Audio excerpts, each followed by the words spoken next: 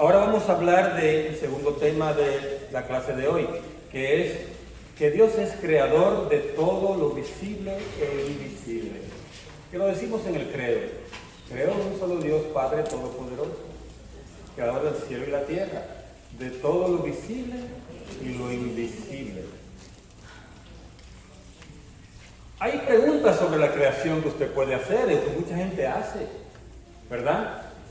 Esto de la creación, de que Dios creó, es fundamento de todo lo que tiene que ver con la salvación de Dios, de todos los salvíficos de Dios. El comienzo de la historia de la salvación, que culmina con Cristo. Culmina quiere decir que termina, que es lo máximo. La historia de la salvación empieza con Abraham, usted puede decir, ¿verdad? Pero empieza antes, porque en el mismo Génesis 3:15 hay un anuncio de esa salvación, exactamente después del pecado original. O sea que ahí empezó la historia de la salvación, pero se va tomando su tiempo. La catequesis de la creación, la palabra catequesis significa enseñanza, por si alguien lo sabía, ¿verdad? Uno usa mucho el término catequesis, pero no sabe qué significa enseñanza. Entonces la enseñanza sobre la creación da respuesta a las preguntas. ¿De dónde venimos? Cuando los niños preguntan de dónde venimos, le dicen de la cigüeña. Pero nosotros no vamos a dar respuesta tan simple, ¿verdad? Y tan fuera de lugar. Venimos de Dios, ¿verdad? ¿A dónde vamos? A Dios, ¿verdad? Todas las respuestas van a darse. ¿Cuál es nuestro origen? ¿Cuál es nuestro fin? ¿De dónde viene y a dónde va todo lo que existe? Esas son las preguntas que vamos a hacer. Ustedes acaban de hacer un canto ahí, ¿verdad? Que dice, para arriba y no para abajo, ¿verdad? Subiendo y no bajando. Y dice que Cristo viene en las nubes, su pueblo a levantar, el que no esté sellado aquí se quedará. Eso de que habla del momento de la venida de Cristo, eso es parte del fin de esta creación, ¿de acuerdo? Y entonces, ¿cuándo va a suceder eso? No lo sabemos, pero sí sabemos que está anunciado. Entonces, hay una finalidad de esta creación, de este mundo que fue creado para algo. No fue creado eterno, el mundo no es eterno. Quien es eterno es Dios. Y quien es eterna es el alma de nosotros eterna. Por tanto, vamos a participar de ese fin. Si el mundo procede de la sabiduría y la bondad de Dios, ¿por qué existe el mal? Esa es la pregunta que hacen los ateos casi siempre. Dios no existe porque el mal está ahí, hay tanta maldad. Pues no. Vamos a ver de dónde viene la maldad también. Tiene su origen. ¿Quién es responsable de toda esa maldad? ¿Quién es responsable de toda esa maldad, de todo ese mal? ¿Dónde está la posibilidad de librarse del mal? Cuando decimos el Padre Nuestro, líbranos del mal, ¿verdad? Entonces ahí estamos diciendo que hay alguien que nos puede librar del mal. ¿Nosotros mismos podemos librarnos del mal? No. Nosotros podemos ser liberados del mal si nos acogemos a Dios. ¿De acuerdo? Entonces todo eso vamos a ver. El hombre intenta explicar los orígenes. Miren, algunos filósofos, ¿qué es un filósofo? Es aquel que intenta explicar la realidad de una forma científica, de una forma coherente, de una forma estudiada. Eso es un filósofo. Él explica la realidad, o sea, lo que ve en el mundo, ¿no? El comportamiento humano, todo eso viene en la filosofía. Y han dicho que todo es Dios. Oye, eso dicen muchos filósofos, que todo es Dios. O sea, todo es Dios.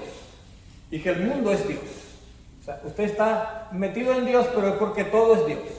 O sea, una planta es parte de Dios. Un animalito que usted tiene en su casa es parte de Dios, según esos filósofos, ¿verdad? Pero eso se le llama panteísmo. Apréndase esa palabrita.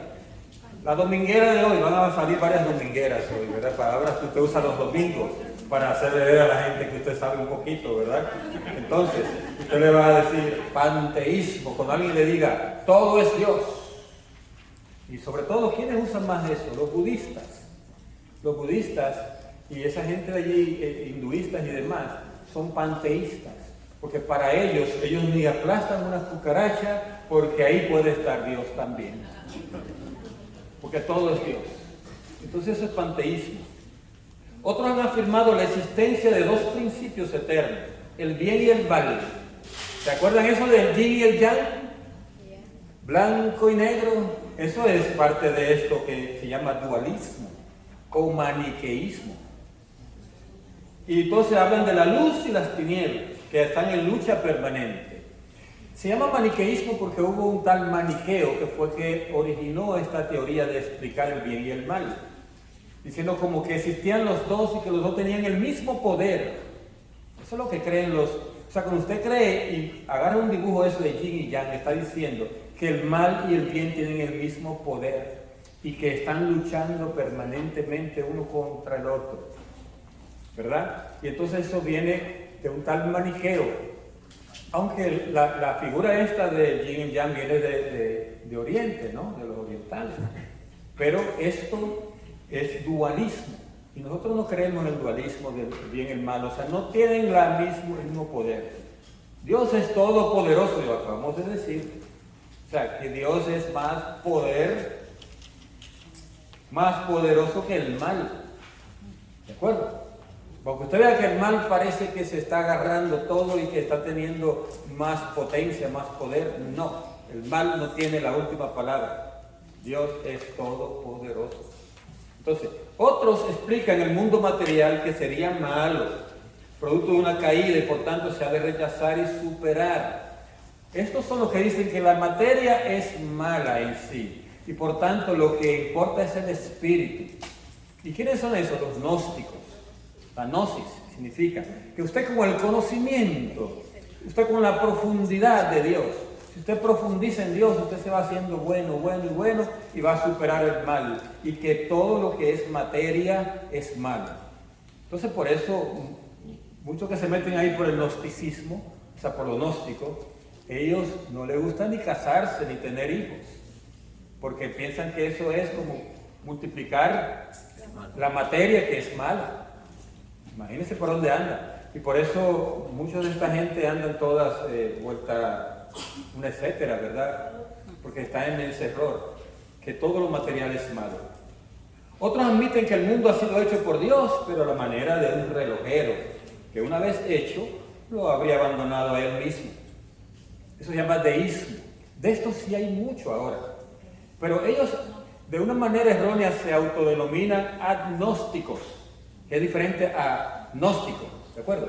Agnóstico se escribe A-E y después gnóstico. Y hay mucha gente que dice, yo soy agnóstico, sobre todo los jóvenes están hoy, la mayoría diciendo eso, que son agnósticos. Pero ellos ni saben lo que están diciendo, porque el agnóstico está más perdido, ¿verdad?, que la hija de la Llorona, ¿verdad? Esto creen los deístas, creen que Dios hizo el mundo, pero que Dios no interviene. Entonces el agnóstico es, yo creo en Dios, pero Dios no se mete conmigo ni yo con Él. Ese es un agnóstico. Y hay gente que vive en la fe de esa manera, ¿no? Son católicos, son cristianos, pero no van a misa, no leen la Biblia, no oran, no hacen nada, ni hacen el bien ni nada, porque Dios no le importa como yo viva. Eso es como un agnóstico en la práctica, ¿no? Como un ateo práctico también. Entonces los ateos se denominan a sí mismos como materialistas. Es la otra cosa. Porque ellos dicen que la materia siempre ha existido, que lo que se hace es que se va como cambiando, evolucionando. Y ellos usan esa frase de que no hay nada nuevo bajo el sol, ¿verdad? Dicen ellos, que todo había algo antes que se transformó. O sea, que dice que nada se crea, todo se transforma. Y nada se crea y nada se destruye, sino que todo se transforma, dicen ellos. Esos son los materialistas. Cuando yo estaba en la universidad, de que tú decías que eras cristiano o católico, te decían, tú eres idealista, que para ellos lo contrario a materialista es idealista. Entonces yo decía, bueno, pues soy idealista, porque ellos lo querían poner como un epíteto, o sea, como un sobrenombre para despreciar lo que nosotros pensábamos. Los idealistas, decían ellos, los que creemos en Dios. Pues yo decía, voy a seguir diciendo idealista y a ustedes que sigan con su materialismo, ¿sabes a dónde llegan, verdad? Pero el materialista tiene un problema. Como no creen en la existencia de Dios, son ateos, eso significa ateos que no creen en Dios, teo, Dios, ateos. Entonces ellos, ¿qué pasa con ellos? Cuando hablan de la muerte, ahí se paniquean, ¿verdad? Le da pánico, porque dice, ¿y después de ahí qué? Supuestamente el materialista lo que hace es que se transforma. O sea, los huesos tuyos y tu carne todo se le llena de gusano, tus huesos se transforman en polvo y tú formas parte de la naturaleza. Por eso ellos hablan de tirar las cenizas al mar, de sembrarlas en un arbolito y cosas de esas, porque tú vas a formar parte de la naturaleza. Entonces tu tía, tu abuela que murió está allí metida entre la naturaleza. Y cuando usted se come un tomate, ahí tiene parte de la tía allí. Porque es parte de la materia ya. Y eso es algo que deja sin esperanza a la gente. Mucha gente atea acaba quitándose la vida porque vale lo mismo durar mucho y durar poco. Al final, tú lo que quieres es ser parte de la materia. Pues entonces, mientras más temprano mejor, más rápido sirve de abono para mis tomates. La creación es obra de la Trinidad. En el principio Dios creó el cielo y la tierra. Así dice la Biblia en Génesis. En el principio Dios creó el cielo y la tierra. Entonces hay tres cosas que se afirman en estas primeras palabras de la Escritura. El Dios eterno ha dado principio a todo lo que existe fuera de Él. O sea, fuera de Dios todo lo que existe fue creado por Dios. Él es el creador. La palabra que usa en hebreo para hablar de creador es bará. Todo fue creado por Dios. El Nuevo Testamento revela que Dios creó todo por el Verbo eterno, su Hijo amado. Oye, qué interesante. Dios creó todo por su Hijo. Oiga esto, grabes esta frase. Todo lo que hay creado, incluido tú y yo, Dios lo creó por su Hijo. ¿Qué quiere decir esto? La creación, el universo y todo lo que contiene, o sea, nosotros, incluidos los ángeles, son de Jesús, son del Hijo, son un regalo del Padre a su Hijo. ¡Qué regalote! Dígaselo así al que está al lado. Dios te regaló a su Hijo, Dios Padre te regaló a su Hijo. Pero que somos un regalo del Hijo, hermano. ¿Qué regalote le dio el Padre a su Hijo? Cuando usted le dio un regalo a un hijo suyo, vea qué poquito usted está dando, ¿no? Dios le dio todo a su Hijo. Dice, en Él fueron creadas todas las cosas, o sea, fueron creadas en Cristo. Por eso se dice aquella frase de la misa, por Cristo, con Él y en Él. Entonces, a ti Dios Padre Omnipotente, o sea, que nosotros estamos en la misa ofreciéndole al Padre lo que es del Hijo y que el Hijo nos ha dado a nosotros, pero que es del Hijo. Entonces fueron creadas todas las cosas en los cielos y en la tierra. Todo fue creado por Él y para Él. Él existe con anterioridad a todo y todo tiene en Él su consistencia. Eso está en Colosenses 1:16. Todo en Él tiene su consistencia. Todo fue creado por Él y para Él. Para Cristo, para el Hijo. Qué belleza es. Somos tuyos, Señor, somos ovejas de tu rebaño. La fe de la Iglesia afirma también la acción creadora del Espíritu Santo, que es el dador de vida. O sea, el Padre desea la creación, el Hijo pronuncia la palabra y todo fue hecho por el Espíritu Santo. La Santísima Trinidad actúa de esta manera y sigue creando porque el Espíritu Santo es dador de vida. Mientras usted esté vivo, es el Espíritu Santo que se está dando vida. Cuando usted respira, hágase ahora para adentro, respire. ¿Usted está ganando Espíritu Santo? Porque Él es que te está dando aliento de vida. Ahora, cuando usted haga esa respiración, no respire de manera automática, sino dice, Espíritu Santo. Usted se está ganando al Espíritu Santo. ¿Verdad? Entonces, porque Él es dador de vida, lo decimos en el credo. Que es Señor, dijimos antes, y ahora que es dador de vida. Entonces, la creación es obra común de la Santísima Trinidad, y eso ya lo dijimos. O sea, la Santísima Trinidad participa en la creación. El mundo ha sido creado para la gloria de Dios, para la gloria del Padre, para la gloria del Hijo, para la gloria del Espíritu Santo. Ha sido creado, todas las cosas, o sea, han sido creadas para aumentar su gloria, para manifestarla y comunicarla. Dice aquí que no es tanto para aumentar su gloria, porque la gloria de Dios, ¿cómo es? Infinita, ¿de acuerdo? Y más de ahí no se puede aumentar. Cuando tú dices gloria a Dios, En realidad tú lo que estás es reconociendo que toda la gloria es de Él. Pero no le está dando más gloria porque tiene toda la gloria.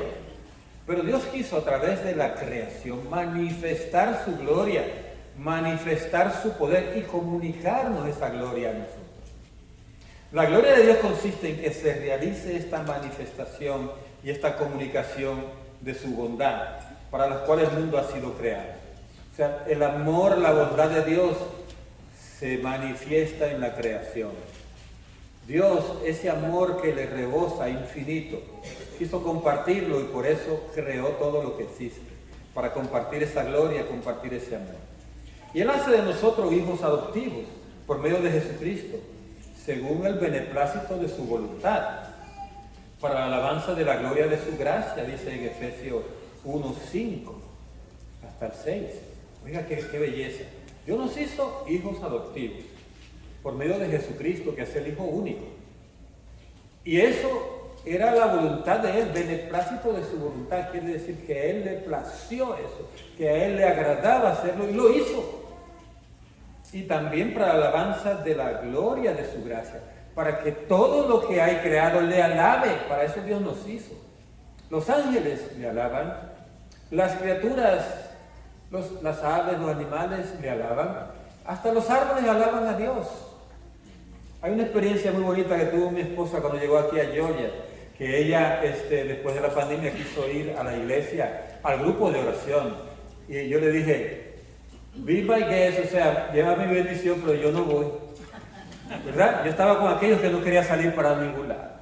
Y entonces ella se fue y dijo ella que cuando venía, ella estaba alabando y que el Espíritu Santo como que se manifestó fuertemente. Y lo que ella vio fue todos los pinos que hay hacia la entrada de donde vivimos, todos se inclinaron así. Se inclinaron así cuando ella estaba alabando. Y yo le creo, ¿verdad? Porque ella no va a inventar una cosa así. Y le creo también por esto, porque toda la creación alaba a Dios. Los árboles alaban a Dios. La naturaleza en su conjunto alaba a Dios. El fin último de la creación es que Dios, creador de todos los seres, sea por fin todo en todos, procurando al mismo tiempo su gloria y nuestra felicidad. Esto es importante.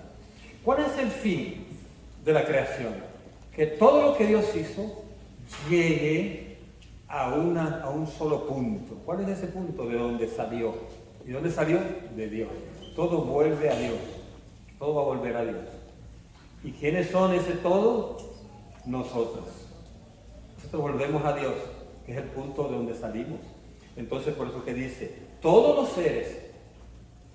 ¿Cuáles son los seres? O sea, no es la naturaleza, realmente. Hablamos de los ángeles y de los humanos, ¿verdad? Todos los seres vamos a ser parte de Dios en la eternidad. Ese es el fin. Por eso que dice el Apocalipsis que nada manchado va a entrar allí. Y esto nos ayuda a nosotros a la comprensión de lo que es el purgatorio, porque hay gente que no entiende eso, que nada manchado puede entrar, porque no es a una casa que vamos entrando y nos quitamos los zapatos. Es al corazón de Dios que vamos a entrar. Y nosotros tenemos que estar lo más parecido a Jesús, que ya está en el corazón de Dios, para poder entrar allí. Entonces, cuando entramos al juicio particular o al juicio final, es una comparación con el corazón de Jesús. Mientras más nos parecemos al corazón de Jesús, en el juicio particular, más cerca vamos a estar de entrar al corazón de Dios. Si no nos parecemos en algo, a purificarnos hasta que nos parezcamos. ¿Ya se imaginan cuál es la distancia? No es cualquier distancia. Es grande lo que hay que hacer. Entonces, lo que no hacemos en esta tierra, si nos vamos en el perdón de Dios, si morimos en la gracia de Dios, nos toca completarlo después en el camino al corazón de Dios. Eso es lo que la iglesia llama purgatorio. Entonces, el misterio de la creación. Creemos que Dios creó el mundo según su sabiduría. No es producto de una necesidad cualquiera. O sea, el mundo no es producto de una necesidad cualquiera. Dios no necesitaba crear el mundo. ¿De acuerdo? No necesitaba crear el mundo. Él lo creó porque le plació, porque le gustó, porque fue su voluntad, porque quiso compartir su gloria y su majestad con nosotros. ¿De acuerdo? Entonces, no es producto de una necesidad, ni de un destino ciego. O sea, el mundo no vino al azar. O sea, al azar quiere decir a la ciega, como creen por ahí, que de una explosión. ¿De acuerdo? Como que había varias cosas ahí que se juntaron y se vino a la que se juntó una con la otra y explotó todo y salió todo lo que hay creado. Imposible. Porque si no hubiera creación todavía, ¿no? O sea, porque hay con qué explotar. Sobre todo lo saben los que van a la guerra, ¿verdad? Los que llegan a las minas, que explotan todo, los que hacen carreteras. De ahí saliera otro mundo, una explosión de esa, ¿verdad? No, nosotros creemos que la voluntad libre de Dios, que ha querido hacer participar a las criaturas de su ser, de su sabiduría y su bondad. Dios en libertad creó todo. Y creemos que Dios no necesita nada preexistente, ni ninguna ayuda para crear. Dios creó libremente de la nada. No había nada cuando Dios creó. Por tanto, Él no agarró una cosa que existía y de ahí creó la otra. Él hizo todo de la nada. Eso de que fuimos en evolución es un mito, es un cuento. Inclusive se ha descubierto que el famoso eslabón perdido, que dicen ahí donde salimos del mono nosotros, que sigue perdido, no lo encuentran. Mejor han encontrado evidencia de que no pudo ser así y se han quedado callados. Lean ustedes, le borraron los videos por mala suerte al padre Rabasi, pero cómprense el libro que dice que no te lo cuenten, así se llama, que no te lo cuente, el padre Rabasi. Lo pueden comprar inclusive hasta a nivel digital. Yo lo leí, es una hermosura, porque él de una vez explica todo esto del famoso eslabón perdido, cómo han encontrado evidencia de que no hay ningún eslabón perdido y se han quedado callados mejor, porque vieron la mentira, la estafa que esto era, de hablar de que nosotros fuimos en evolución y que vinimos del mono. Bueno, hay algunos más monos que otros, ¿verdad? Pero no, Dios nos creó a nosotros de la nada. Y cuando habla de que cogió polvo de la tierra, quiere decir que Dios, la parte humana, ¿verdad? La parte material nuestra, Él la fue moldeando. ¿Esto qué quiere decir? Que fue moldeando, como habla Jeremías del barro en mano del alfarero. ¿De acuerdo? Entonces, Él sin ninguna ayuda, nadie ayudó a Dios para crear. Dios crea un mundo ordenado y bueno. Busque el orden de la creación. Es increíble todo el orden que hay en la creación. Todo el orden. Dice, la creación es un don dirigido al hombre, como una herencia que le es destinada y confiada. Oigan esto, todo lo que hay creado, Dios los hizo para regalárselo al ser humano. O sea, se lo regaló a su hijo, pero el hijo participó en la creación, ¿verdad? Y entonces el hijo y el padre regalan todo al ser humano. Por eso en Génesis dice, crezcan y multiplíquense y dominen la tierra. Se nos dio todo. Pero todo esto debe llevarlo a un fin. Porque ¿para qué tenemos todo lo creado? Para llevarnos al fin que es Dios. Nosotros, como dice San Ignacio Loyola, debemos usar de todo lo que hay en la creación, tanto cuanto nos ayude a llegar a Dios. O sea, que todo lo que está aquí nos tiene que ayudar a llegar a Dios. Su carro de último modelo, su motocicleta, su motor no sé qué marca, le tiene que llevar a Dios. Si no lo lleva a Dios, véndalo o alquílelo o deshágase de eso. Porque tiene que llevarnos a Dios. Dice, Dios es infinitamente más grande que todas sus obras. En Él vivimos, nos movemos y existimos. Ya ven la frase aquí que está en Hechos 17:28. En Dios vivimos, nos movemos y existimos. Y esto no nos debe llevar al panteísmo que dijimos antes, de que Dios está en todos lados y por eso estamos adentro de Dios y Dios es todo lo que hay. No, no, no. Tenemos que distinguir Dios, espíritu, de Dios, naturaleza, que no es Dios una naturaleza, porque la naturaleza es creada por Dios, lo cual sería panteísmo, si creemos que la naturaleza es Dios. O como le llaman por ahí, la Pachamama, que es de que la madre tierra, ¿no? Y la honra como que fuera un Dios. Eso no es Dios. La tierra no es Dios. La tierra es creación de Dios. ¿De acuerdo? Entonces, tenemos que entender esto, que la tierra, los planetas, todas las cosas grandes que el ser humano ha hecho, los aviones F-16 o F-35, por grande que usted vea, le cruza un avión de eso, usted dice, ¡wow! Pero no dice wow cuando usted habla de Dios. Quiere decir que usted está mal ordenado su pensamiento. Porque usted ve, por ejemplo, el mar inmenso o una montaña inmensa y dice, ¡wow! Pero nada, ese wow tiene que llegar hasta Dios porque Dios fue quien lo hizo y Dios es más grande que esa montaña, que la montaña más alta, que el mar inmenso. Dios es más grande que el cielo inmenso. Dios es más grande que eso. Así que su wow, guárdeselo para Dios, porque ese debe ser el fin de su alabanza. ¿De acuerdo? Dios mantiene y conduce la creación, no la abandona.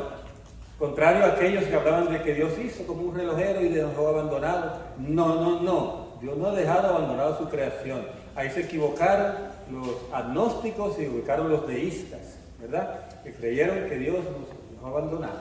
No. Dios sigue presente en su creación, día tras día, minuto tras minuto. Ahí está Dios. La divina providencia. ¿Se han oído hablar ustedes de la divina providencia? Pero más como una devoción, ¿verdad? Yo creo en la divina providencia, decían nuestros padres, ¿verdad? En casa había un cuadro que se llamaba así, la divina providencia. Y decía, Dios lo ve todo, Dios lo hace todo, Dios lo juzga todo, ¿verdad? Un cuadro muy hermoso, yo tengo copia en mi casa, lo vi crecer con eso, crecí con eso allí en el taller de mi papá, lo tenía él allí, frente a donde él trabajaba. Dios es divino y providente, o sea, es la divina providencia. Y eso es lo que quiere decir, que el trabajo tuyo, al final, quien da los frutos de ese trabajo es Dios. Así que el que dice, ay, yo he ganado todo esto que tengo por el trabajo, esfuerzo que he hecho, 3 trabajos, he trabajado duro toda mi vida y todo lo que tengo por mi esfuerzo. No, mi hermano, mi hermana. Usted ha hecho el esfuerzo, sí, pero Dios ha estado allí detrás de usted. Dios ha proveído su salud. Si no hubiera tenido salud, no hubiera tenido nada que hacer, ¿verdad? Etcétera. La creación tiene su bondad y su perfección propias, pero no salió plenamente acabada de las manos del Creador. Oye esto, ¿había oído usted esto? Dios intencionalmente dejó la creación con algo más que hacer para completarla. ¿Y sabe a quién le dejó esa tarea? A nosotros, los seres humanos. Nos dejó la tarea de completar la creación. ¿Y cómo la completamos nosotros? Con el trabajo, con la acción, con el esfuerzo. Estamos perfeccionando la creación, haciéndola que ella ayude más a la obra de Dios, que es la salvación. Lo que no ayude a la salvación, entonces, es algo que no está en ese orden que Dios nos puso. ¿De acuerdo? Cuando usted se inventó algo, digamos, una persona que monta por decirte algo, ¿no? Que monta un lugar donde se bebe mucho, se toma mucho y se hace toda clase de pecado. Eso es trabajo, pero no está ayudando a la salvación. Por tanto, ahí no estamos nosotros perfeccionando la creación, sino que la estamos pervirtiendo. ¿De acuerdo? Entonces, cuando ayudamos a perfeccionar la creación es cuando estamos haciendo que lo creado lo vamos perfeccionando cada vez más para que ayude en el plan de salvación. Entonces llamamos divina providencia a las disposiciones por las que Dios conduce la obra de su creación hacia esta perfección. O sea, Dios va poniendo el querer y el hacer en nosotros. Entonces en ese querer está Dios y en el hacer está Dios también. Y entonces ¿qué? Nosotros vamos transformando y Dios va haciéndolo a través de nosotros. Como que dice, Dios nos hace co-creadores. La palabra co-creador se identifica más cuando tenemos un hijo, que al padre se le llama procreador también. Procreó tantos hijos, procreó, o sea, pro quiere decir con, ¿verdad? Con Dios. Entonces Dios es el que crea. Dios creó a tus hijos Pero tú participaste en esa obra a través de la relación íntima con tu pareja, y entonces allí vino el Hijo, que es creación de Dios. Entonces, la solicitud de la divina providencia es concreta e inmediata. Tiene cuidado de todo, de las cosas más pequeñas hasta las más grandes, los más grandes acontecimientos del mundo y de la historia. Dios tiene cuidado de todo, en todo está en las manos de Dios, en lo que Dios hace y lo que Dios permite. ¿Entiende esto? Cuando usted ve la historia, tiene que verla de esta manera. En estos días yo estoy en un chat de mis compañeros de bachillerato y de universidad y de mi país. Entonces hubo uno que puso un video hablando malísimo de lo que la iglesia hizo en América Latina, matando a los indígenas, según aquella poesía de Pablo Neruda, ¿verdad? Enarbolando a Cristo con su cruz. Los garrotazos fueron argumentos tan poderosos que los indios vivos se convirtieron en cristianos muertos. Eso decía Pablo Neruda, no es ningún santo, ¿verdad? Entonces, él decía esto para poner la fe que trajeron los españoles y los franceses y los ingleses y los de todos esos países de Europa, trajeron la fe a América, ¿de acuerdo? Entonces, pero ellos lo quieren poner como una imposición, que fue a garrotazos. Y yo le puse a este que puso este video, le dije yo, esa fue la disposición de Dios. Dios lo quiso así, le puse yo. Y se quedó todo sorprendido el que puso eso.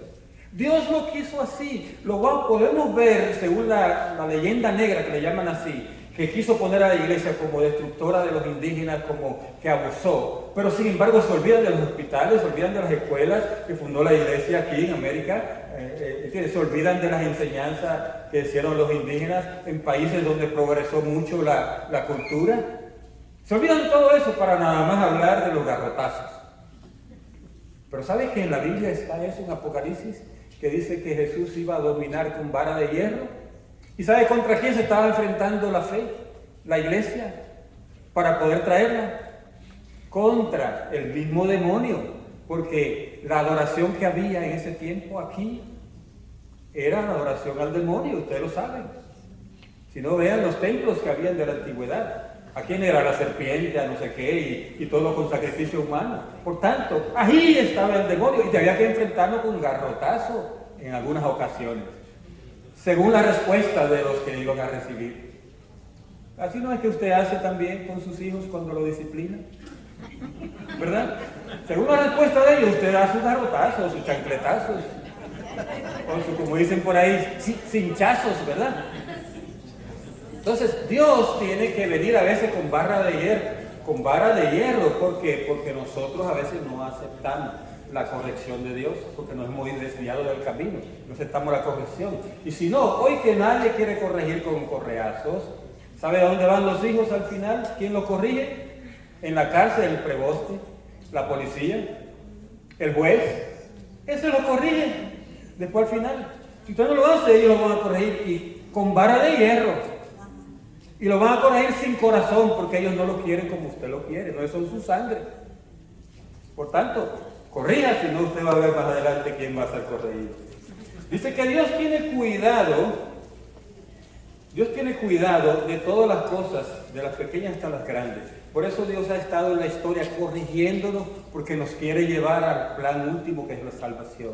Y todo lo que usted ve en la historia, que puede parecer malo, hasta las guerras mundiales, Dios se las ha permitido porque andaban por muy mal camino para corregir.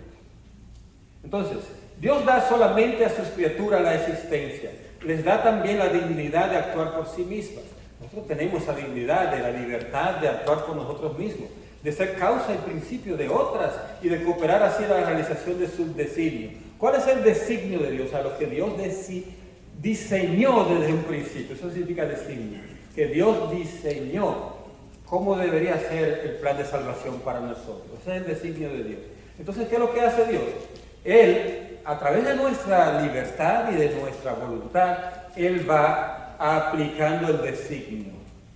Le llega donde uno de ustedes y le dice, hermano, váyase a predicar a los indígenas del Amazonas. Y si usted no quiere, como el designio de Dios que se le predique a ellos, va a mandar a otro.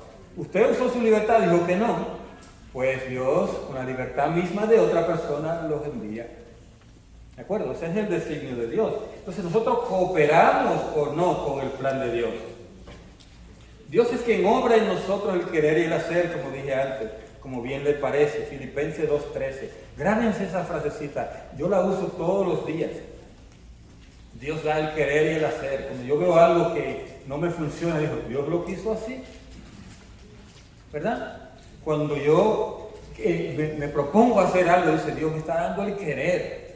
Dios quiere hacer esto, por eso me está propiciando a mí, me está dando este deseo de hacerlo. Y después Él da el hacer. Si cuando estoy haciendo cualquier cosa, lo que estoy haciendo aquí, yo sé que Dios está proveyendo para que esto se haga. Yo pude haber estado malo de la garganta, acabo de tener 2 días enfermo esta semana. Yo decía, Señor, tú das el querer y el hacer, si tú quieres que yo vaya a dar esa clase, me sanas y allá voy. Usted tiene que ponerse así en ese plan. Dios da el querer y el hacer. Entonces, dice, nosotros las criaturas somos invitados a aceptar libremente. Podemos negarnos o rechazar lo que Dios nos propone. Usted está libre. Pero le voy a decir algo, cuando uno hace la voluntad de Dios, uno se llena de esa maravillosa presencia de Dios. Uno recibe en esta tierra la consolación, la gracia, el premio ya desde ahora. Se siente que está volando en los aires porque Dios le va dando esa plenitud solo por hacer el querer de Dios. Dios puede sacar un bien de las consecuencias de un mal. Siempre piense en eso. No juzguen nunca que un mal va a acabar así. No, Señor. Algo Dios va a sacar de allí. ¿De acuerdo? Mire, lo peor que le pudo pasar a esta humanidad, entiéndase eso, fue matar al Hijo de Dios. Eso es lo peor que pudo haber hecho esta humanidad. ¿Y saben qué hizo Dios con eso? Sacó un bien. Sacó un bien, la salvación de nosotros. ¿De acuerdo? Eso lo dice San Pablo. El mundo invisible, vamos a hablar del mundo invisible. No se me pongan ahora muy angiolocos, ¿verdad? Gente que son angiolocos. Hay una ciencia, una disciplina que se llama angeología, ¿verdad? Entonces el que le estudia sería angiólogo, ¿verdad? Pero hay gente que son angiolocos. ¿Por qué? Porque se inventan cosas sobre los ángeles que no tienen nada que ver con el plan de Dios. Entonces nosotros no vamos a caer en nada de eso. La existencia de seres espirituales, no corporales, que la Sagrada Escritura llama habitualmente ángeles, es una verdad de fe. Si usted oye a alguien ahí que dice que los ángeles no existen, que eso es un invento, como a mí me lo dijo un profesor de teología, me dijo a mí que los ángeles que era un invento que la iglesia sacó de los griegos. Y yo le tuve que decir, profesor, con toda pena, ¿verdad? Pero yo veo que el catecismo habla de los ángeles. Dice, no, el catecismo hay que corregirlo. Así dijo. Y después yo le dije, pues hay que corregir la Biblia también, porque Jesús habla de los ángeles, como que los niños, dice que sus ángeles, dice, ven la cara de Dios todo el tiempo. Hay que corregir la Biblia también. Ahí se quedó callado. Si no creemos en la existencia de los ángeles, entonces estamos mal. Es una verdad de fe. El nombre de ángel indica su oficio, no su naturaleza. Si pregunta por su naturaleza, te diré que es espíritu. Los ángeles son espíritus. Si pregunta por lo que hace, te diré que es un ángel. Entonces, si decimos que los ángeles es espíritu, ¿usted cómo describe un ángel? Físicamente hablando. La gente le pone alas, caritas muy lindas, blanquitos, no sé qué, con un vestido así todo blanco. Todo eso es ficción. ¿De acuerdo? Y puede ser también que haya gente que haya visto ángeles así vestidos. ¿Y saben por qué Dios ha permitido verlo así, con alas y todas esas cosas? Porque es lo que nosotros no hemos creído que son. Y Dios, en su benevolencia, dijo, se lo va a presentar así para que no se asuste. Porque así es que lo concibe, ¿verdad? Entonces lo presenta de esa manera. Pero los ángeles son espíritus. Por tanto, no tienen forma, no tienen cuerpo. Lo que tienen son cualidades. Ahora, los ángeles son personas. Por eso que dice, son servidores y mensajeros de Dios. Son agentes a sus órdenes, atento a la voz de su palabra, según dice el Salmo 103:20. O sea, los ángeles son mensajeros de Dios. Por eso no le haga caso a una gente que dice, agarra a tu ángel y envíalo para allá para que hable con un familiar tuyo. No, el ángel no envía mensajes tuyos, envía mensajes de Dios. Aunque hay experiencias por ahí del Padre Pío, ¿verdad?, que hablan de cosas parecidas, que él enviaba a su ángel para un lado para otro. Pero el Padre Pío era el Padre Pío. Usted envía a su ángel y lo que puede ser quedarse sin ángel de custodia por un rato, lo cual es peligroso. El Padre Pío a lo mejor tenía 5 ángeles custodios. Se dice que los sacerdotes tienen 2 ángeles custodios. Qué lindo, ¿verdad? Los diáconos 1 y medio.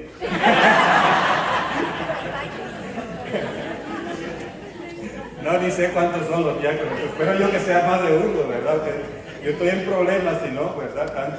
Tanta acción, ¿verdad? Tienen inteligencia y voluntad. Son criaturas personales. O sea, ellos piensan, ellos actúan. ¿De acuerdo? Los ángeles piensan, actúan. Tienen voluntad. Superan en perfección a todas las criaturas visibles. Su ángel custodio es más poderoso que usted. ¿Entiende eso? Es más poderoso que usted. Y cualquier ángel, aun sea demonio, es más poderoso que usted. ¿De acuerdo? Porque el poder lo conserva. Los dones que Dios da son irrevocables. ¿Entiendes? Aunque tú los uses mal. Porque hay gente que tiene dones que parecen demonios, ¿no? Porque hacen toda clase de maldades por ahí. Entonces, no. Tienen inteligencia y voluntad. Y entonces son personales. Y son inmortales. Un ángel no muere. Ya ustedes saben entonces por qué Satanás sigue por ahí fastidiando. Porque es inmortal. Y todos los demonios. ¿De acuerdo? Los ángeles son inmortales. Entonces, usted se monta en un carro, como alguien que dice ahí, pusieron un letrero por ahí que decía, ten cuidado cuando manejas. Cuando pasa de 80 millas por hora, tu ángel de la guarda se desmonta. Como que si el accidente te mueres tú solo, pero el ángel no. No, los ángeles son inmortales. Ahora bien, si usted anda más de 80 millas por hora, no se espere que el ángel lo proteja, ¿verdad? Porque usted está tentando a Dios, lo cual no es bueno. Los ángeles. Cristo es el centro del mundo de los ángeles. Los ángeles le pertenecen, todos, hasta su ángel custodio es de Cristo. Porque fueron creados por Él y para Él. Mateo 25:31 dice que cuando Cristo venga en su gloria, segunda venida de Cristo, vendrá con todos sus ángeles. De paso le digo que en la Biblia que le estoy recomendando pusieron los ángeles. Es una mala traducción. Es sus ángeles. Y en su Biblia latinoamericana sí lo dice, sus ángeles. Los ángeles son de Cristo. Fueron creados por Él y para Él. Así que no ande usted manejando su ángel como que usted fuera el agente vendedor. O el manager, ¿verdad? Manager. No, el que maneja los ángeles es Dios. Desde la creación a lo largo de toda la historia de salvación, lo vamos a encontrar los ángeles anunciando de lejos o de cerca esa salvación y sirviendo al designio de su realización. Los ángeles, en algún momento en la Biblia vamos a ver que se hacen humanos ellos, o sea, se toman, no que se hacen humanos, sino toman apariencia humana, vamos a decirlo de esta manera más exacta. Toman apariencia humana, como San Rafael, que está en el libro de Tobías. No está en las Biblias evangélicas ese libro, de acuerdo. Entonces, él toma la apariencia de un servidor y se hace, y comienza a servirle a Toby, ¿no? O a Tobías, quiero decir. Entonces dice que lo acompaña todo el camino, que le da una receta para curar a su papá, que le ayuda a buscar la novia y todo esto, que después le dice el remedio para que los demonios se fueran en la novia que él encontró, que había tenido 7 maridos y con ninguno había podido tener el acto conyugal porque todos se morían esa noche. Yo una vez conocí una señora que ya lleva con 3 maridos y yo, tenga cuidado, usted se parece a la de Tobías. Entonces, no. Ellos Los ángeles toman apariencia humana, pero es para poder hacer la labor para que nosotros no nos asustemos, pero no porque ellos son así. ¿De acuerdo? San Rafael aparece en la figura de un ángel con un pez colgando, como ustedes vean esa imagen, con un pez colgando, porque fue el remedio que él dio, usar parte de lo de adentro del pez, que lo pusieran en el fuego y ese humo iba a ahuyentar los demonios. Y después esa misma cura para el papá. Dice, en la encarnación se apareció un ángel, ¿se acuerdan? ¿Cuál fue? Un arcángel fue. Gabriel se apareció allí. O sea que los ángeles están en la Biblia. Y en la vida del Verbo encarnado, o sea de Jesús, está rodeada de ángeles. En el desierto, cuando Jesús termina de vencer a Satanás en las tentaciones, los ángeles le servían, dice. En el monte de Getsemaní, cuando Jesús está diciendo, Padre, que pase de mí este cáliz, pero si es tu voluntad, dice que los ángeles le sirvieron. O sea, que los ángeles están allí presentes siempre, en el tiempo de Jesús, estaban a su servicio. En la segunda venida de Cristo, anunciada por los ángeles van a hacer varias cosas. Primero, trompeta. Agarran los ángeles. Se llegó el momento. Todo el mundo temblando cuando suena esa trompeta. Y van a estar presentes el día del juicio del Señor. Porque son los ángeles los que van a hacer el cometido de Jesús. Dice, a la Gehenna, ¿verdad? Dice, a los que no hicieron lo que era, llévenselo para el fuego eterno. Y el mismo Jesús dice, agarren a aquellos que hicieron el bien, etcétera, tráiganmelo, a mí pónganmelo de derecha. Esos son los ángeles que están actuando allí. ¿Y saben qué? Cada uno de nosotros tiene un ángel de la guarda. Salúdalo al ángel de la guarda suyo ahora mismo. ¿Cómo está, ángel? Hola. Qué gusto, qué bueno que esté por aquí conmigo. Había un santo, yo no sé si era... a veces me pierde, veo tanto la vida de los santos que a veces me junto uno con otro, que ese siempre tenía presente su ángel de la guarda ahí, donde él se sentaba había otra silla para el ángel. ¿Verdad? Qué belleza, ¿eh? Así debemos tener presente de la vida del ángel custodio. Vamos a ver de esto. En la vida de la iglesia se beneficia de la ayuda misteriosa y poderosa de los ángeles. ¿Ustedes sabían que hay un ángel cuidando cada templo? Cada templo tiene su ángel.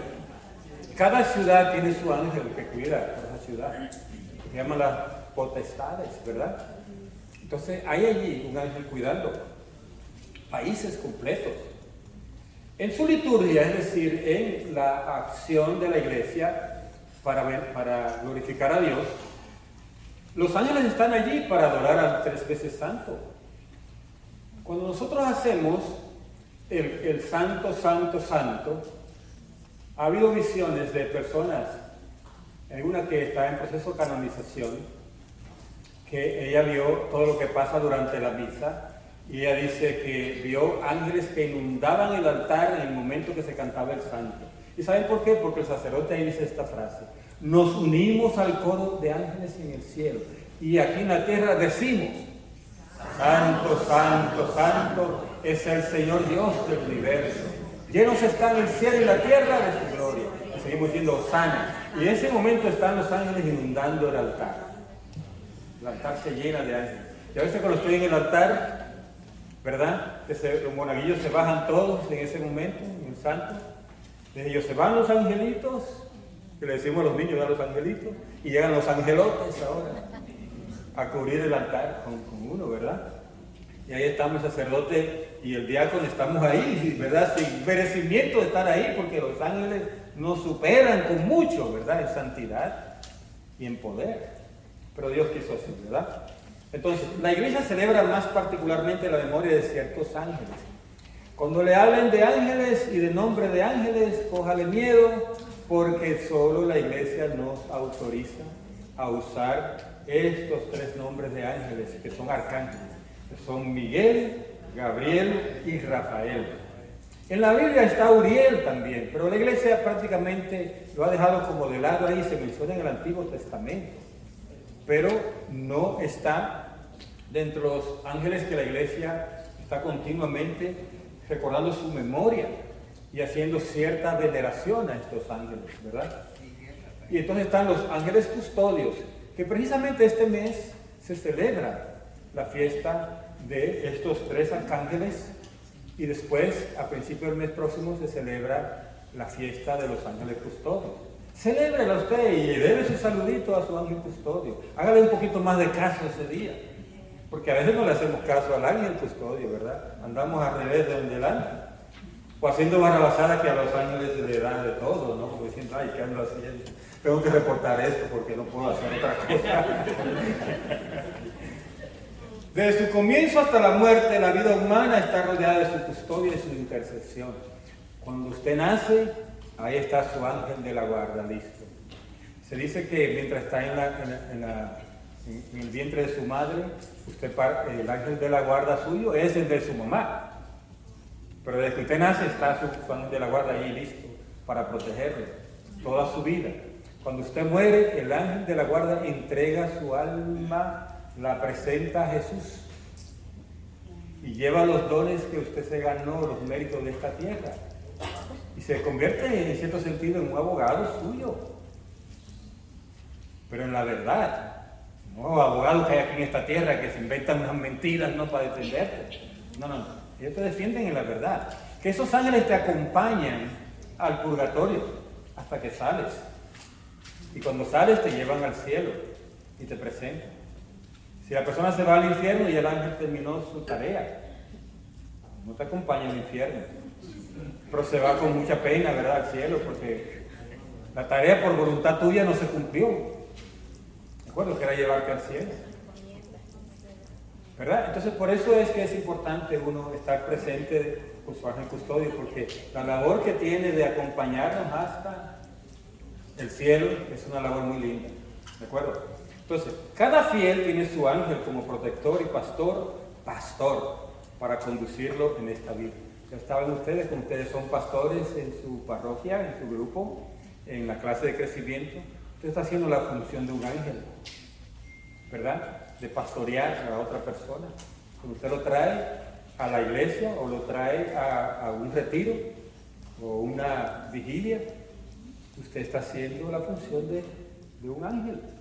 Porque ángel significa mensajero de Dios, ¿de acuerdo? No somos ángeles, ni nos convertimos en ángeles después que llegamos al cielo. Hay gente que en los mortuorios dicen, ay, ese es un ángel que te va a cuidar desde el cielo, tu mamá te va a cuidar, ese es tu ángel ahora. No. Tu ángel es tu ángel. Entonces, esa persona está allá arriba, quizás, si está en el cielo, te va a cuidar, claro que sí, o va a pedir por ti, más bien, quien te cuide es el ángel, pero te va a pedir por ti. Si está en el purgatorio, igual va a pedir por ti, ¿verdad? Dependiendo de la libertad que tenga, dependiendo del nivel que esté en el purgatorio, pero va a pedir por ti porque hay una gracia comunicante. Como cuando hay aquí, que tú pides por mí, yo pido por ti. O sea, hay una comunicación, hay una circulación de la gracia. Entonces, igual la iglesia militante, que es esta que está aquí, la iglesia purgante, que es la que está camino al cielo, y la iglesia triunfante, que es la que está en el cielo, hay esa gracia que se está moviendo continuamente. Uno ora por los otros, nosotros oramos por algunos. No oramos por los que están en el cielo, no necesitan, pero ellos sí oran por nosotros, que sí necesitamos. No oramos nosotros, nosotros oramos por las almas del purgatorio y ellas oran por nosotros. Hay esa gracia que se va moviendo, ¿de acuerdo? Entonces, los ángeles están como pastores para conducirnos a la vida eterna. La palabra eterna ahí en el catecismo no la van a ver porque solo ponen conducir a la vida. Yo le puse eterna para que entendiéramos qué vida, ¿no? Porque hay gente que creen que vida es otra cosa. Están con varios tragos de alcohol y dicen, esto es vida. Eso es muerte, ¿no? Eso no es vida. Eso es muerte más bien. Entonces, los ángeles nos conducen a la verdadera vida, que es la vida eterna. El mundo visible, ahora salimos de lo invisible y entramos a lo visible. Hay gente que solo cree en lo visible, qué pena, ¿verdad? Santo Tomás. Por eso se perdió la presencia de Cristo, pero después rectificó. Nosotros necesitamos creer en el mundo invisible, pero lo visible nos va a llevar a lo invisible también. Dios es quien ha creado el mundo visible en toda su riqueza, su diversidad y su orden. Oiga, el mundo visible es tan rico. Si así es el mundo visible, ¿cómo será el mundo invisible? Eso lo vamos a descubrir en la eternidad. Oye, ven, tenemos toda la eternidad para descubrir todas las bellezas que hay en el cielo. San Pablo dice, ni ojo vio, ni oído oyó, todo lo que Dios tiene preparado para nosotros. Es que San Pablo no pudo describirlo de todo lo que vio y no vio todo, porque él tenía que tener toda la eternidad para verlo todo. Y no la tenía, fue un ratito que estuvo en el tercer cielo. Entonces, el mundo visible fue creado por Dios en su diversidad. Fíjense ustedes, cantidad de... Si usted se fija en cualquier especie humana, las aves, a mí me encantan los periquitos y esas cosas, y veo tanta variedad. He conocido aquí en este país otras que no conocía. Usted se va a las flores que le encantan, y va a ver variedad de flores que usted ni conocía. Y dice, increíble. Bueno, aquí yo ya he descubierto yo variedad de insectos que no conocía yo de otro lado. Digo yo, pero esto es increíble, Dios es tan creativo, ¿no? ¿Verdad? Están todos ahí. Eso es parte de la creatividad de Dios, de su diversidad. Y todo tiene un orden, todo tiene un propósito. La mosca, ¿cuál usted cree que es el propósito de la mosca? Usted dice, no, aquí hay gente que dice, la mosca la creó el diablo, porque molestan demasiado. Bueno, pues ese fue el propósito que Dios creó las moscas, que nos molesten, que nos recordemos de tapar la comida, que nos recordemos a nosotros, ¿verdad? De la contaminación y todo eso. O sea, para algo están. Algo nos tiene que molestar porque no estamos en el cielo, ¿verdad? Entonces la mosca nos recuerda que no estamos en el cielo. ¿Lo recuerdan eso? Y el mosquito también nos recuerda eso. Nada existe que no deba su existencia a Dios creador. El mundo comenzó cuando fue sacado de la nada por la palabra de Dios. Qué belleza, ¿verdad? El mundo fue sacado de la nada por la palabra de Dios. Toda criatura posee su bondad y su perfección propias. Todas las cosas están dotadas de firmeza, de verdad y bondad propias y de un orden. Todo está dotado de un orden. Entonces se pone a ver los árboles, cada variedad de árboles. Si, por ejemplo, se hace desaparecer una especie, el desastre que eso crea en la naturaleza. Por ejemplo, hay países que por la cantidad de fumigantes que usan, han ido exterminando las abejas, hasta que nos dimos cuenta que si perdemos las abejas se va todo, porque las abejas hacen una función que en la naturaleza es imprescindible. Si esa función se va, se muere todo, lo que son los frutos y todas esas cosas. Y no hay forma artificial de hacer lo que las abejas hacen. Por lo tanto, todo está en un orden. No debemos nosotros acabar con una cosa pensando que con eso ya arreglamos todo. Usted acaba con la hierbita de su casa y ahí, por ejemplo, en este país, por decirle algo, hay dos hierbas que usted contrata un landscaping, o sea, alguien que haga el jardín, y las va a matar, y saben que esas hierbas son la cura mejor para el cáncer y muchísimas enfermedades. ¿Cuáles son esas dos hierbas que matan allí en su patio? Una se llama el diente de león y otra se llama el llantén. Y están ahí como hierba mala en este país. Y son tremendas. Mire, yo en estos días me picó un insecto, y yo había oído o había leído que agarrara la hoja de llantén, y en casa de llantén le agarré una y la estrujé así, la desbaraté en pedazos y me pasé donde me había picado el insecto. No se hinchó, no me dolió el llantén. Entonces dije yo, y la matamos como hierba mala. ¿Entiende? O sea que todo fue creado por Dios para un propósito. Y uno va a decir que deje crecer el diente de león, su vecino se le va a quejar, ¿verdad? Pero aparte de su pedacito de ahí, porque lo necesita en la casa. ¿De acuerdo? Todo fue creado dentro de una firmeza, una verdad, una bondad propia del orden de Dios. Y todo interdependiente. Dice, hay una interdependencia de las criaturas. Es decir, usted depende de mí, yo dependo de usted. Yo no podía dar clase aquí si ustedes no venían. ¿De acuerdo? Pero yo dependo de ustedes como alumnos. Si no, no puedo ser profesor. Le voy a enseñar aquí a las piedras, ¿no? Entonces, al que algunos vienen como piedras, ¿verdad? Que no entienden nada, ¿no? Pero no le puedo enseñar a las piedras. Dice que esa interdependencia es para complementarnos y para servirnos mutuamente. Yo les sirvo a ustedes me sirven a mí, todos nos ayudamos unos a otros. ¿De acuerdo? La belleza del universo, el orden y la armonía del mundo creado derivan de la diversidad de los seres y de las relaciones que entre ellos existen. reflejan la infinita belleza del Creador. Oye, cuando usted ve vamos a decir, usted ve esos pollitos, ¿verdad? Tiene una gallina, ¿verdad? Y tiene los huevos y saca esos pollitos de ese color amarillo hermoso. Usted dice, wow, ahí está la belleza de Dios, ¿verdad? Incluso todos los pequeñines de cualquier especie tienen como una dulzura, como una belleza increíble, ¿no? Usted ve un bebé de un hipopótamo, que son feos los hipopótamos, ¿no? Pero un bebé de hipopótamo se ve tan hermoso, como tan tierno, ¿no? ¿Verdad? Entonces o un bebé de mono, ¿verdad? Se ven tiernos, se ven hermosos, ahí se refleja la belleza de Dios. Por eso cuando la mamá le tiene un hijo, puede ser el hijo más espantoso, dice, ¡ay, tan lindo mi hijo! ¿Verdad? Porque ve la belleza de Dios en ese hijo, ¿recuerdas?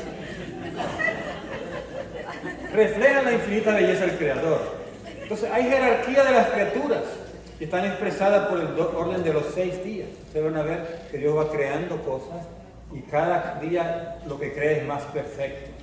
Por eso lo más perfecto que Dios creó fue lo que creó en el 6º día. ¿Qué fue? Al hombre y a la mujer. Es más, se dice que la mujer quedó en lo último. O sea que Dios creó al hombre y después sacó costillas para crear a la mujer. Y dice que la mujer es el diseño compacto. Por tanto, es la última computadora. Por eso saben tanto, ¿verdad? Es la cumbre de la creación. El hombre. Dice, existe solidaridad entre las criaturas, por el hecho que todas tienen el mismo creador, todas tenemos el mismo Padre. Por eso somos hermanos todos por el Padre. Y estamos ordenados todos a la gloria de Dios. Qué hermoso, ¿verdad? Vamos a hablar del Shabbat.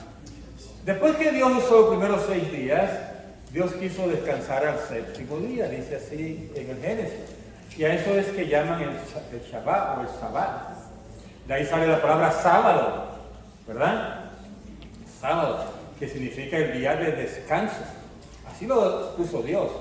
Pero en realidad la palabra Shabbat no significa un día de la semana. No. Se le puso ese nombre a ese día de la semana para recordarnos que tenemos que adorar a Dios. El Shabbat significa dedicar tiempo a la adoración de Dios. O sea que tu Shabbat puede ser otro día. ¿Se imaginan ustedes a los médicos que tienen que trabajar domingo o trabajar sábado? ¿Verdad? Entonces ellos tienen que dedicar el Shabbat. Los sacerdotes, ¿cuál es el Shabbat de los sacerdotes? Por decirlo así, por buscar un día de descanso. O sea, los lunes, ¿verdad? Porque el domingo están trabajando. Pero el Shabbat es el día, el tiempo que dedicamos a la adoración de Dios. ¿Para qué? Porque Dios hizo el mundo en 6 días, dice, y el día 7º hubo la culminación. El 6, la culminación con crear el hombre. Pero el 7º, entonces Dios escogió ese día para que el hombre que creó, los ángeles que creó, dedicaran tiempo a reconocer a Dios por la obra que había hecho. Y ese es el Shabbat. Por tanto, el culto y la adoración de Dios se hacen ese día. ¿Entienden? Nosotros humanamente, el día es cuando da la tierra una vuelta completa, 24 horas, ¿verdad? Pero a Dios el día no es eso. ¿El día de Dios qué es? La eternidad. La eternidad es el día de Dios. Dios es un solo día. Dios es un solo día. Dios es presente continuo. Para Dios no hay pasado ni hay futuro. Él está en un solo día. Ese es el tiempo de Dios. Entonces, cuando nosotros que fuimos creados dentro del tiempo, porque estamos dentro de la tierra y tenemos un día cuando da la vuelta a la tierra alrededor del sol, un año, ¿verdad? Cuando da alrededor del sol un año, cuando da vuelta en sí misma un día, nosotros entonces tenemos que dedicar durante ese día, 24 horas, un tiempo para el Shabbat, para la adoración de Dios, reconocer la obra de Dios. Y dentro de la consecución de 7 días, al final de 7 días, el 7º día, dar ese tiempo al Shabbat. Ahora ustedes dirán, ¿y por qué nosotros tenemos el domingo? Que nos dicen los adventistas eso.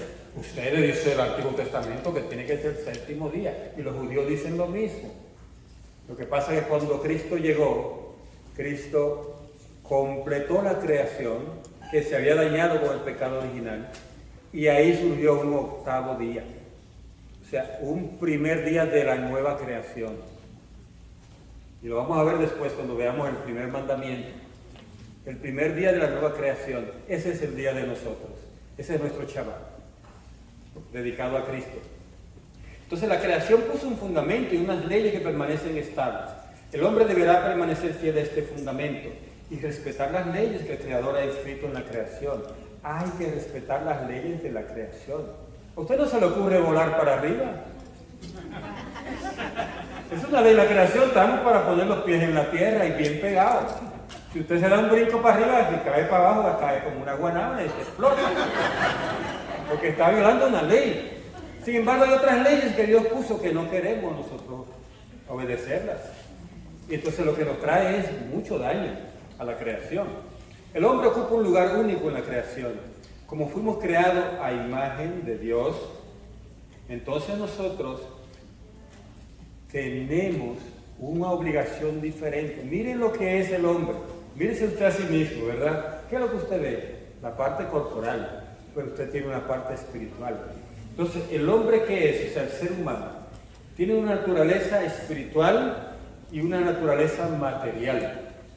Dios unió esas dos naturalezas y formó una sola que somos nosotros. O sea, nosotros somos espiritual y material al mismo tiempo. Y hay gente que se cree que son todo materia. Por eso es darle a tu vida energía, ¿cómo es? Alegría Macarena, darle a tu alegría Macarena, porque solo es come y engorda, ¿verdad? Date vida porque, dice, como dice, aprovéchate gaviota que después de esta no hay otra. Ese es el material, ¿verdad? El materialista. Sí hay otra, porque somos seres espirituales también y nuestra alma es inmortal. Vamos a ver si en los 15 minutos que nos quedan podemos ver lo que sigue. Entonces, dice aquí que nosotros fuimos establecidos en la amistad con Dios. Va a ver usted qué belleza es. Todas las criaturas visibles, solo el hombre es capaz de conocer y amar a su Creador. ¿Oíste? Solo el hombre es capaz de las criaturas visibles. Claro que los ángeles son invisibles, ellos son capaces de eso también, pero las visibles. Ningún animal, por perfecto que sea, el perrito de su casa, por inteligente que sea, no es capaz de conocer y amar a su Creador. No es capaz. Nosotros somos la única criatura de la tierra a la que Dios ha amado por sí mismo. ¿Oyó eso? Usted ama muchísimo a su perro, pero Dios lo ama a usted por ti mismo. Por ti mismo. Individualmente, eso es importante. Y cada uno, fíjense ustedes, búsquense los rasgos. Cada uno tiene rasgos diferentes, una voz diferente. Hasta la risa diferente, la de Joel es diferente a la mía. Cuando él se ríe, ¿verdad? Se ríen los que están al lado porque se ríen bien, ¿verdad? Con mucho gusto, y la hija de él más todavía, ¿verdad? O sea, la risa cada uno es diferente, ¿verdad? Expresiones suyas. Por eso dice, ay, se tan parecido a su padre hasta como camina, ¿verdad? Porque hay tantas cosas diferentes, ¿verdad? El ser humano. Desde el color, desde la forma de los dientes, del cabello, tantas cosas que nos distinguen a cada uno. Porque Dios quiso en esto dar a conocer que cada uno fue hecho individualmente, con un solo molde que fue roto después. Dios no nos hizo a nosotros en serie, sino en serie. Por haber sido hecho imagen de Dios, el ser humano tiene la dignidad de persona. No es solamente algo, sino alguien. Dígase lo que está al lado, tú eres alguien. No somos algo, somos alguien. Dios creó todo para el hombre, pero el hombre, nosotros, fuimos creados para servir y amar a Dios. Dios hizo todo esto maravilloso universo para nosotros, pero a nosotros nos hizo para amar y para adorar a Dios, para ofrecerle toda la creación. Oye, ¿qué es esto? La creación se la ofrecemos a Dios. En la misa lo que hacemos es esto, por eso ustedes traen el ofertorio. Y el sacerdote dice, fruto del trabajo de la tierra, fruto de la tierra y del trabajo del hombre. ¿Qué quiere decir? Que recibimos de tu generosidad, porque lo recibimos de Dios, pero Dios quiere que usted lo tome en sus manos y se lo ofrezca a Dios mismo. Porque para eso es el símbolo de que todos se lo ofrecemos a Dios. Cuerpo y alma, usted tiene cuerpo y alma. La persona humana fue creada a imagen de Dios. Es un ser a la vez corporal y espiritual. Entonces, ¿en qué nos parecemos a Dios nosotros? ¿En lo corporal o en lo espiritual? En lo espiritual, ¿de acuerdo? Pero en nuestra totalidad, nosotros fuimos queridos por Dios. Dios quiso ponernos un cuerpo. El término alma designa a toda la persona humana. El alma significa el principio espiritual en el hombre. La palabra alma, algunos aducen que fue sacada de la tradición de los griegos, que fue una invención que la iglesia sacó desde los griegos. Óigame, todo lenguaje humano viene por creación del hombre, ¿sí o no? El hombre inventó el lenguaje. Entonces cuando Dios nos habla, tiene que usar cosas de la tierra. Jesús mismo dijo, le estoy explicando usando cosas de la tierra, no le puedo hablar de las cosas del cielo porque no la van a entender. Él tenía que usar Gehenna para explicar el infierno, pero no porque el infierno no existiera. Él tuvo que usar Gehenna. Nosotros en la iglesia usa la palabra purgatorio para explicar el tránsito hacia Dios. De alguna forma tenía que llamarlo. Jesús le llama cárcel. En Mateo está eso, capítulo 5, que dice, no saldrá de la cárcel hasta no pagar el último centavo. La iglesia en vez de cárcel le puso purgatorio, pero está ahí, es una realidad que existía antes. La iglesia lo que hizo fue nombrarla, ¿de acuerdo? Con un nombre específico. El cuerpo del hombre participa de la dignidad de la imagen de Dios. Toda la persona humana está destinada a ser en el cuerpo de Cristo el templo del Espíritu. O sea, nosotros tenemos un cuerpo y nos insertamos en el cuerpo de Cristo. Cuando estamos en la iglesia nos insertamos en el cuerpo de Cristo. Y el Espíritu Santo viene y está en nosotros como en un templo. La unidad del alma y del cuerpo es tan profunda que se debe considerar al alma como la forma del cuerpo. O sea, yo me acuerdo de cuando yo pensaba que cómo era el alma, pensaba que era como un pedacito de fuego que yo tenía aquí adentro, ese es mi alma. No, el alma te cubre entero. Porque si no, si tuviera un solo lado, quiere decir que el resto del cuerpo no tiene alma. No la tiene entera tú, el alma es todo tú. El alma eres tú, si quieres decir. Por eso el alma es la que paga o la que recibe el premio. ¿Verdad? El alma es que recibe el premio, después del juicio particular. ¿Por qué? Porque el alma es la culpable de que el cuerpo haga ciertas cosas. Usted no culpa al cuerpo, dice, cuerpo, espérate, estate tranquilo, no me estés pidiendo eso. Eso es usted mismo que se lo está pidiendo, porque es su alma. El espíritu y la materia no son dos naturalezas unidas, sino en su unión constituye una única naturaleza. Por eso decía antes, espíritu y cuerpo se unen, pero forman una sola naturaleza. Cada alma espiritual es directamente creada por Dios, es inmortal. Y algo que yo aprendí hace poquísimo, y me maravillé cuando lo aprendí, que cada alma es creada por Dios en el momento de tu concepción, o sea, que en el vientre de la madre ya tiene ese bebé un alma creada por Dios, y que Dios la crea en ese momento, y que Dios le da a esa alma diferentes dones naturales, que ya recibe por la misión que esa alma trae. Y que esa alma, oye bien, que esa alma es diferente una de otra. Esa fue la parte que yo no sabía y que aprendí hace poco. Y yo dije, wow, increíble. Yo pensaba que cada alma todas eran iguales. No, cada alma es diferente. Cada alma es diferente. Por eso uno cuando se expresa, cuando anhela, cuando quiere, cuando ama, cualquier cosa que tú hagas de orden espiritual, tiene que ver con tu alma, por lo que el alma trae. Cada alma es creada por Dios y es inmortal. Morimos, el cuerpo se va al hoyo y el alma se va a la presencia de Dios. O sea que Dios lo juzgue para un lado o para otro. A veces se acostumbra a distinguir entre alma y espíritu, lo hablamos en la clase pasada. Nosotros hablamos de cuerpo, alma y espíritu. ¿Y qué es lo que es el espíritu? El espíritu es lo que Dios nos pone en el momento de nuestra concepción, nos pone algo de su espíritu a nosotros, para que nos guíe durante toda la vida. Yo le hablo como, le digo que es como un GPS que nos incrustan allí para que nos guíe hacia Dios. Y es lo que después llamamos también la conciencia, donde cuando vamos a actuar, eso nos avisa, no está bien. Esa parte de Dios nos avisa, no está bien el espíritu. Y nos avisa cuando hacemos algo bueno, nos dice que bien lo hiciste y nos da esa satisfacción de haber hecho algo bueno. Ese es el espíritu, porque es Dios en nosotros. ¿De acuerdo? Entonces aquí en el catecismo lo pone con que a veces, ¿por qué? Porque le expliqué la vez pasada que en la iglesia esa teología no está totalmente definida. Y hay quien cree que el espíritu es algo aparte del alma, hay quien cree que es lo mismo espíritu y alma. Entonces eso se respeta porque viene desde la misma tradición de la iglesia, pero hay ambas formas de verlo, ¿de acuerdo? Hay ambas formas de verlo, para que usted no se confunda cuando vea una cosa u otra. Por eso que dice que el catecismo dice a veces, como diciendo algunos. Hombre y mujer los creó.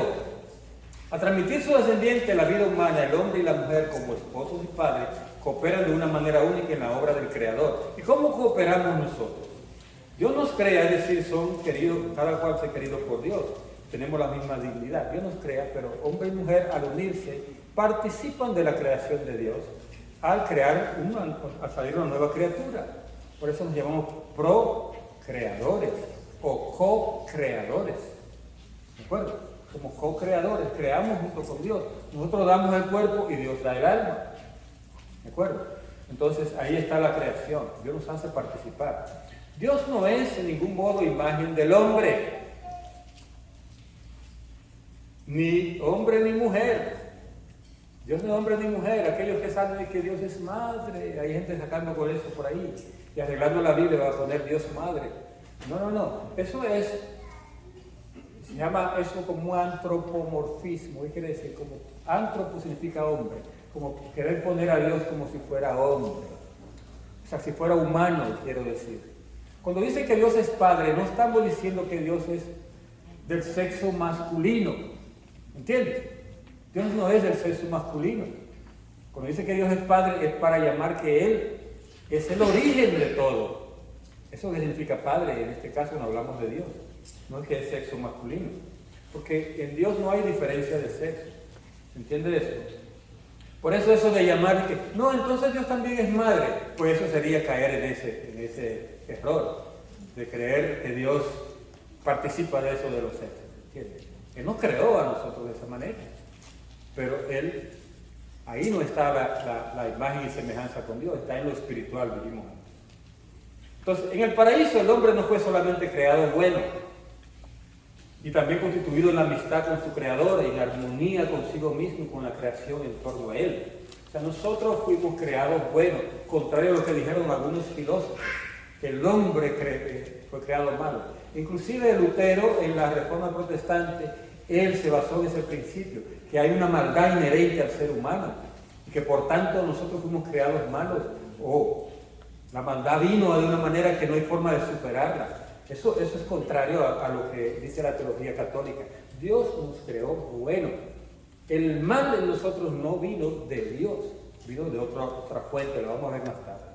Dice, Adán y Eva fueron constituidos en un estado de santidad y de justicia original. Hablamos mucho del pecado original, pero no hablamos de la santidad original, de la justicia original. Adán y Eva eran santos desde su creación. ¿Sabían ustedes? Adán y Eva ya eran santos de su creación. Pero santos con la prueba delante para ratificar su santidad y aumentarla. Porque al aumentar la santidad, dijimos ahorita que Dios es providente, ¿verdad? Y que Dios quiere que nosotros perfeccionemos más lo que Él creó. Pues nosotros mismos somos objeto de ese perfeccionamiento. Entonces, cuando nos hacemos más santos, estamos contribuyendo con Dios a ese perfeccionamiento. Y eso se hace a través de la elección libre que nosotros hacemos del plan de Dios. Entonces nos vamos santificando. Entonces, Adán y Eva eran inmaculados. O sea, inmaculada concepción no es algo nuevo en la Virgen María. Era parte de Adán y de Eva. Ellos tenían inmaculada concepción. Fueron concebidos por Dios sin mancha original. Ellos dos. Pero con la tentación al frente, o sea, con la prueba al frente, para ratificar esa santidad original. Por la irradiación de esta gracia, todas las dimensiones de la vida del hombre estaban fortalecidas. El hombre no tenía como enemigo ni el mundo ni la carne. Y podían enfrentar a Satanás con más fuerza que la que podemos nosotros hoy, ¿verdad? Estaban fortalecidas sus facultades. Y nosotros fuimos creados para no morir, ni siquiera el cuerpo, para no morir. Sin embargo, ¿qué pasó? Creados a la vez, el hombre y la mujer son queridos por Dios, el uno para el otro. El que haya sido creado el hombre primero y que Dios dijo, crezca, multiplíquense, ¿verdad? Y que dijera, el hombre dominará a su mujer. Ese dominio no significa el abuso que se comete, los machomanes estos que quieren golpear a las mujeres. Ese no es el dominio, se refiere a lo espiritual, se refiere a la parte espiritual. Dios la da para que tú la transmitas a tu esposa y después a tu familia. Por eso los judíos usan aquello aquí, ¿verdad? Kippah, creo que se llama. ¿Y es para qué? Para simular que la mano de Dios está sobre el hombre. Por eso son los hombres los únicos que usan eso. Y ellos tienen que transmitir esa espiritualidad a la esposa. San Pablo lo dice. Y se lee en los matrimonios, pero a la gente que no les gusta oír eso. Le dice, el hombre es la cabeza. Dice así. Hay mujeres que son feministas y dicen, ese no va a ser cabeza mía, yo tengo mi propia cabeza. Pero no se refiere a lo material, se refiere a lo espiritual. La espiritualidad tiene que entrar por el hombre. Eso fue el orden que Dios puso. Cuando ese orden se viola, la espiritualidad se diluye. Porque tiene que ser por ahí, y el diablo, que es experto en dañar todo, ha puesto que los hombres sean los últimos que busquen de Dios. Las mujeres están ahí buscando de Dios, pero ellas hacen todo el esfuerzo. Pero no fue el orden de Dios. Dios quería que la espiritualidad entrara por el hombre. Fíjense ustedes, cuando entra por el hombre, eso fluye de una manera tan suave. Cuando es por la mujer, esa mujer tiene que dar rodillas, tiene que casi violar a los muchachos para que se vayan para la iglesia, darle golpes, lo que sea, ¿no? Que vayan para la iglesia, porque no fluye como Dios quiso en el orden de Dios. Entonces entra ahí. Y dice aquí, la armonía interior de la persona humana, la armonía entre el hombre y la mujer y de ellos con toda la creación, se constituía el estado llamado justicia original. Era eso, justicia significa santidad. Entonces eso iba fluyendo. El hombre santo y mete la santidad a la familia. El hombre predestinado a reproducir la imagen del Hijo de Dios hecho hombre, para que Dios sea el primogénito de una multitud de hermanos, o sea, Cristo sea el primogénito de una multitud de hermanos y hermanas. San Francisco de Asís dio la idea, a mí cuando la leí la primera vez me resultó chocante, de que él dice que nosotros fuimos hechos a imagen de Cristo. Entonces, pero como uno tiene su orden en la cabeza de cómo va la historia, uno dice, no, pero si Cristo vino después, ¿cómo que íbamos a hacer imagen de Cristo nosotros? Pero recuerden que le acabo de decir que Dios vive en presente siempre. Y que Cristo es eterno, el Hijo eterno del Padre. Pues entonces, la imagen de Cristo, el Cristo se la puso, para de ahí, en la creación, se sacara el hombre. Nosotros somos entonces imagen espiritual de la Trinidad y imagen física de Cristo. No sé si se debe entender porque es como la cosa como al revés. Entonces, cuando Cristo toma forma humana, Él estaba tomando la forma que tenía del principio, de la cual fuimos tomados nosotros para ser creados. ¿Entienden eso? O sea que usted es imagen de Cristo. Bendito sea el Señor. Y dice aquí, la armonía interior de la persona humana, entonces lo leímos ya. Vamos a pasar a la siguiente. Y ahí termina, miren qué bonito. Ya terminó dándonos las 12, ¿verdad? Ay, qué bonito, ¿verdad? Cómo va el tiempo. Así que vamos a pedir terminar aquí, ¿verdad?